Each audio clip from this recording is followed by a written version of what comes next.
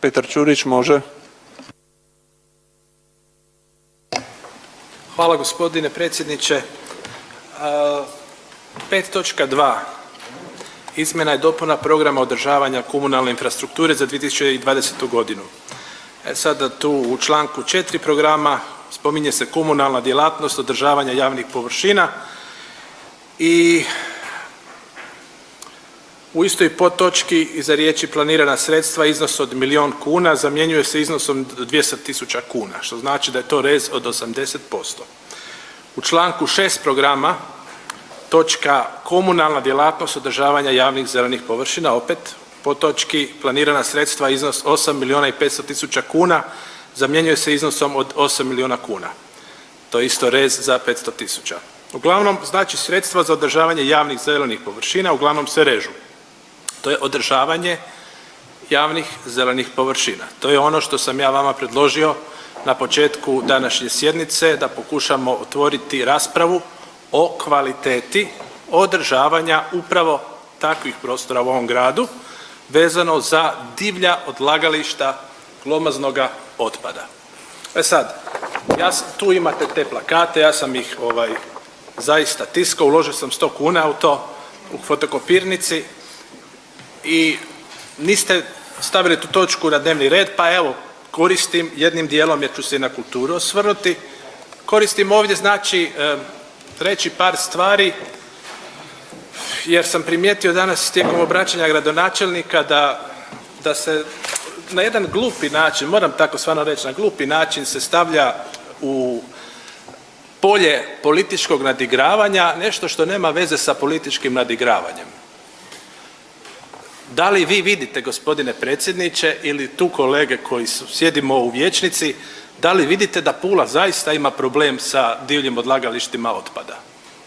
Drugo, ja sam u toj točki dnevnog reda naveo pritužbe građana Pule na stranici Smart Pula.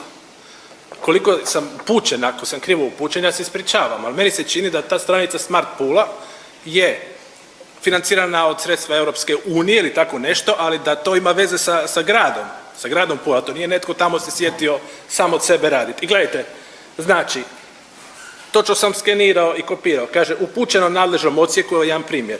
Pa kaže, poslano 18.5.2020. u fazi razmatranja. Znači, ništa što sam ja tamo u onoj točki napisao, ja nisam izmislio. Ako ćete reći da su građani izmislili, možete. Ali ja sam doslovno uzeo pritužbe građana i stavio ih u tu točku. Tako da, moj zaključak je po ovom što vidim, da ne samo što će grad Pula pod gospodinom Miletićem više se angažirati da se riješi problem divljih otpada, ne, grad Pula će se manje angažirati. Vi režete sredstva za upravo to. To su planirana sredstva za održavanje javnih zelenih površina. Vrlo često su upravo takve površine, takozvani divlje odlagališta otpada od Valelunge, monumenti, svuda na sve strane imate, Štinjanu, isto tamo u hidrobazi. Gradonačelniče, ja se ispričavam što zvuči kao da ja s vama igram političku igru. Evo, ja vam se ispričavam osobno, ja ne igram s vama političku igru, nego se brinem jer je to problem i u točki sam ga naveo koji se od 2011. tu kolega koji je ovdje sjedio iz HDZ-a vas je pitao vezano upravo za Valelungu. I rekli ste da je u fazi razmatranja. Za Boga miloga. Dobro. Evo, toliko o tome. Mislite šta god hoćete i napravite šta god hoćete. Ako ja budem ovdje, ja ću vas opet podsjetiti i u sljedećem mandatu. Ako ne budem, budite sigurni da će onaj kolega ili kolegica koji budu ovdje sjedili vas podsjetiti na to. Šta ne? Sam ispred sebe vidim cirkus od grada Pule, čekajte da staj način da vidim šta dobro tamo piše, prijatelj glomaznog otpada. Evo, to je za mene cirkus. Jer ima toliko načina da neke stvari se traže objašnjenje, da traže kako ići dalje, da to stvarno riješimo te problem koji je evidentan. Evo, dobro večer svima, pa činjenica da se smanjio proračun, mislim da je svima jasna zbog kojih razloga i gospodarske djelatnosti. Naime, puno bolje ekonomije nego što je Hrvatska, kao što su Njemačke, tako će doživjeti pad od više od preko 10% kako je predviđeno u odnosu na prošlo razdoblje. Tako da mislim da moje mišljenje je da gledate krivo na način da uspoređujete situaciju kakva je kad je recimo zamah u ekonomiji i kakva je kada je nastala kriza. Zahvaljujem. Kolega Čurić, imate riječ. Hvala. Pa dakle, htio sam nešto kazati vezano za ovu točku dnevnog reda, to je donošenje izmjena i dopuna proračuna grada Pule za 2020. godinu. Znači, ono što izlazi iz ove sada diskusije je zapravo vrlo jednostavno sažeti, s obzirom na što ja želim kazati, a to je naprosto da, slažem se, donošenje izmjena i dopuna su nužne i nitko to ne negira. A sasvim je jasno zašto, zbog kojih okolnosti mi to činimo i to je sasvim jasno.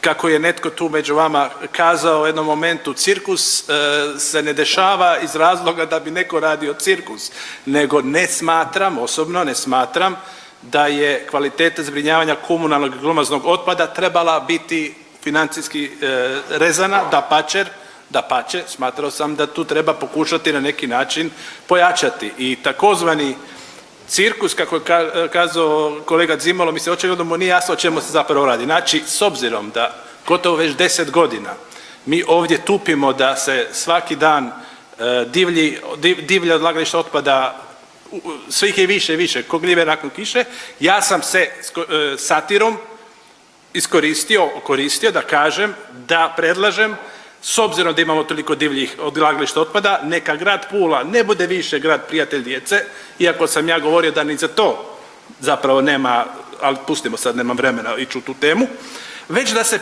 preimenujemo pod vladavinom gospodina Miletića, koji je tu od 2006. godine, u grad Pula, prijatelj glomaznog otpada. Zašto da diferenciramo? Neka iz svih dijelova Hrvatske svoj glomazni otpad donose u Pulu. Nek donose u Pulu, neka mi postanemo grad prijatelj glomaznog otpada. A zašto to satirički, gospodine Cimulo, ja govorim? Znači, ja se podsmijavam, jer ne razumijem zašto se ne kaže ajmo riješiti taj problem. Evo, za mene bi kvalitetan gradonačelnik rekao neću dopustiti da mi Ćurić soli pamet oko tih stvari, jer to nije pravo ni Ćurića, ni HDZ-a, ni nikoga, to je nešto što mi moramo ključno riješiti za naše građane. I ja znam da kolege iz IDS-a se slažu s time i znam da ćete i dalje šutiti i gledati u pod.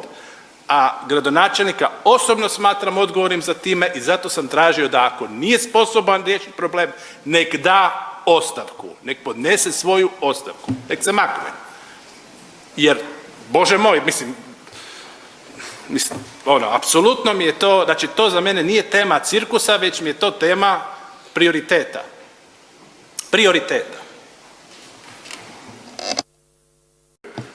Prioritete ima prilično naročito u situaciji kad nema novaca. Mislim da je nekorektno s vaše strane davati nekakve ocjene da li neko šuti, gleda u pod ili slične stvari, jer bih ja onda isto mogao početi na neki način se tako obraćati. Mislim da to nema smisla. Ja ovu dakle, vijećnicu ne shvatam kao Big Brother show gdje je bitno da neko dođe sa nekom idejom i da se smiju, nego da mi probamo iz ove krize koja nas prati izvući najbolje, da se izvučemo iz nje što možemo. Prioriteta ima svuda. Nije samo otpad tu u pitanju, jer s jedne strane se traži da se dakle zatvori odlagalište otpada, s druge strane se pita di ćemo sa njime. Ajmo naći neku alternativu, ali niko nije dao neki suvisli prijedlog što bi alternativa tome trebala izgledati. Prema tome, dakle, prioritet je od socijalnog dijela, kulture, a prije svega od pomoći gospodarstvu koju smo čuli gdje se povećava taj iznos, čini mi se da je bilo rečeno, upravo zato što nas jedino gospodarstvo može izvući iz ove ovdje krize. To svojim porezom i prirezom na dohodak. Samo da vidim ako želi još neko vama replicirati, ne? Vidim da ne. Možete sada, imate pravo odgovoriti na dobivenu repliku. Htio bih odgovoriti na repliku kolege Boljunčića. Opet se ponavlja jedno te isto, vi to lijepo kažete i to sve tako dobro zvuči, ali nije bilo korona krize na 28. sjednici Gradskog vijeća grada Pule 22. prosinca 2011. godine. 2011. kužite, je 2011. Tada je isto to pitanje vam tu postavljeno o divljem odlagalištu otpada na Monumentima i Katarini. To se nije promijenilo. Kamenolom u prepunom divljeg otpada između 300 i 500 kamiona istovarenog materijala i pitanje na temelju čije odluke se koristi to područje na Katarini i Monumentima kao ilegalno odlagalište smeća. To je bilo 2011. godine. Pa onda recite da se strpimo 30 godina pa će se riješiti. Znači ne drži vam ta priča vodu s obzirom na protok vremena. Drži vam danas, ali ja vam sada vam dajem argument da predugo se taj problem ne rješava. Znači evo 2011. konkretno.